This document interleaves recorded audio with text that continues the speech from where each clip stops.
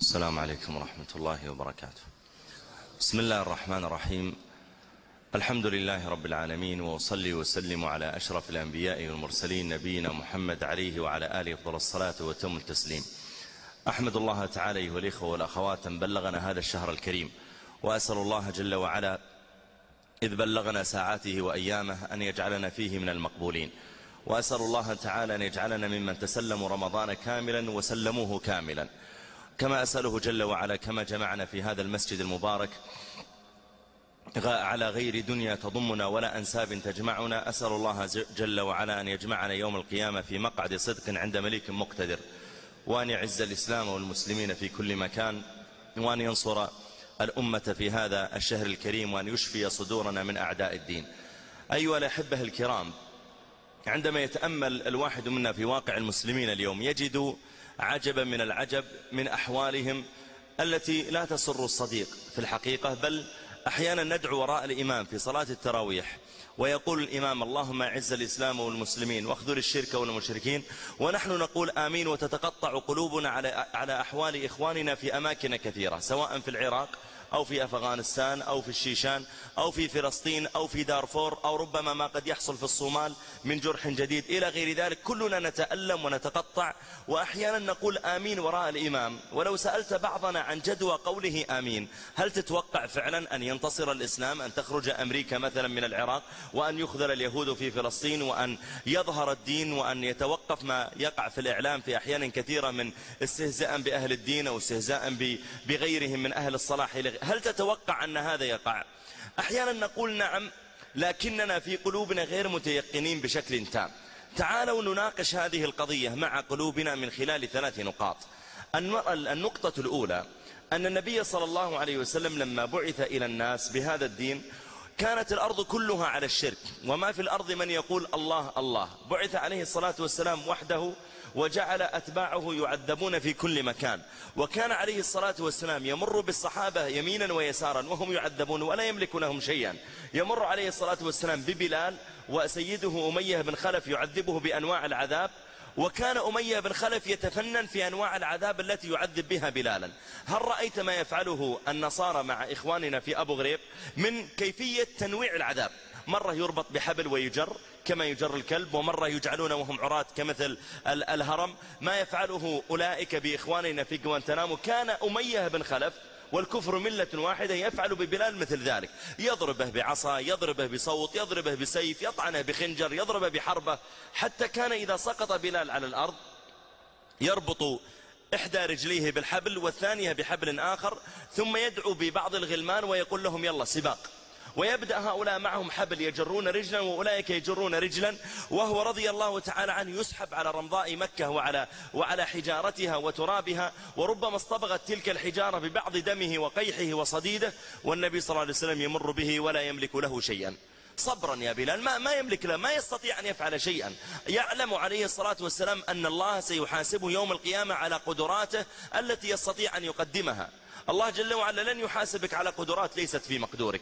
لن يحاسب الله تعالى يوم القيامة الأبكم لما لم تخطب الجمعة لما غاب الإمام، ولن يحاسب الله تعالى الأعمى لما وقع الطفل أمامك في النار لم تقم لإنقاذه أو تمنعه منها. يا ربي أنا أعمى ما أستطيع أن يفعل ذلك.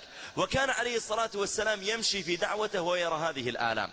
يمر بعمار بن ياسر مع أبيه ياسر وأمه سمية، يمر بهم وقد ربطوا لا على عمود ولا على جدار ولا على جذع شجرة، إنما قد ربطوا على جذع نخلة. أنت لو تتكئ على جذع نخلة لم تستطع أن تتكئ عليه ولا 3 أو 4 دقائق، فكيف بمن يربط عليه ربطا فإن ارتخى طعنته هذه الجذوع في ظهره، وإن وقف تعب من شدة الوقوف وطعنته أيضا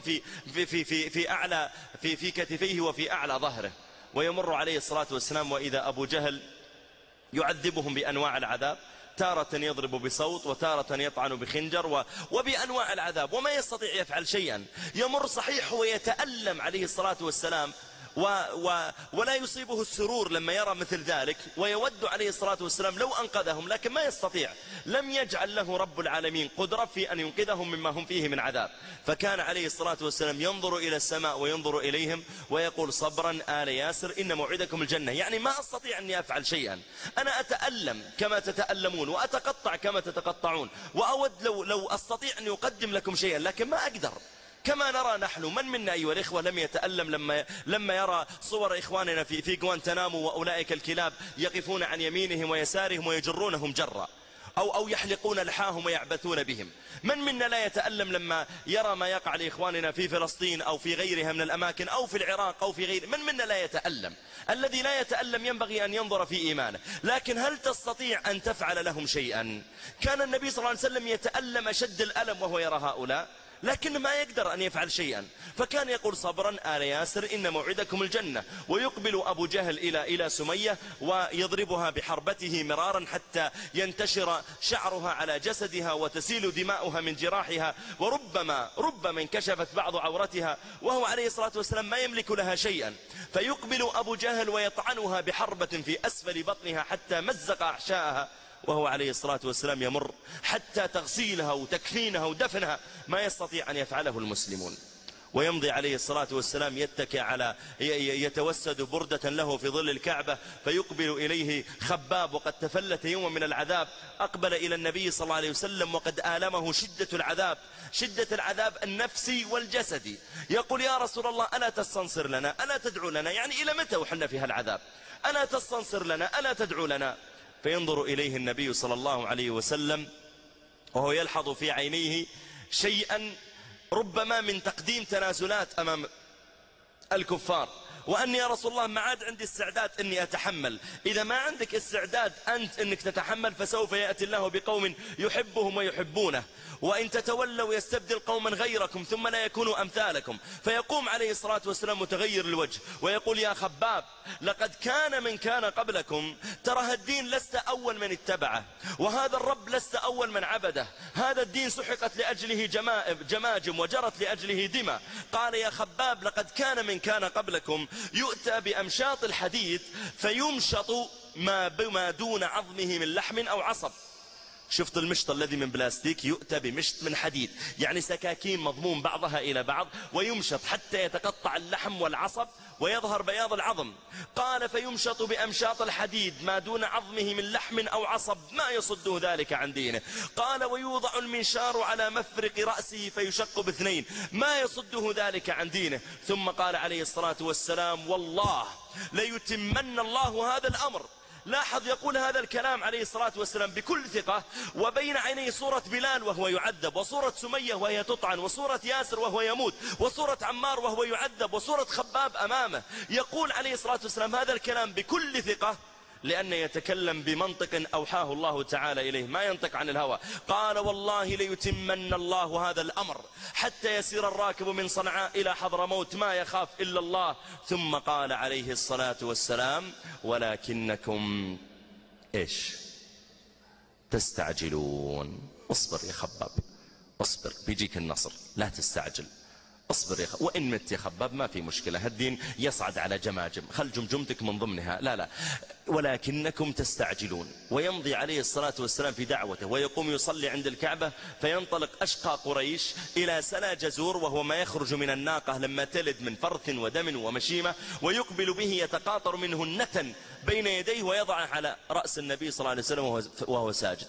فبينما هو عليه الصلاة والسلام ساجد إذ شعر بنتن يخالط الدم لحيته وثيابه وعمامته ويقع في موقع سجوده وهو ساجد، فإذا دم وفرث ونتن فلا يستطيع أن يرفع رأسه، لو رفعه وقع على بقية جسده، ولا يجترئ واحد من المسلمين أن يقترب لأجل أن يبعده عنه. يقول عبد الله مسعود كنا نرى ذلك ولا نجترئ أن نبعده.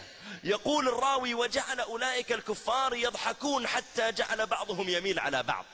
شفت الذي يشتد من الضحك حتى يسقط على الأرض من شدة الضحك. يقول جعلوا يتمايلون يميل بعضهم على بعض من شدة الضحك. ظلم يبعد هذا النتن إلا ابنته فاطمة رضي الله عنها عمرها 7 سنوات، أقبلت تبكي بيدين صغيرتين تبعد هذا النتن عن ظهر أبيها الذي هو جاوز 40 وربما جاوز 50. ما هم شاب أبو 18 أبو 17 نقول يعني شاب صغير، وهذه الأمور قد يعتاد عليها رجل كبير ومتزوج وله ذرية وله شأن في قومه ومن أنساب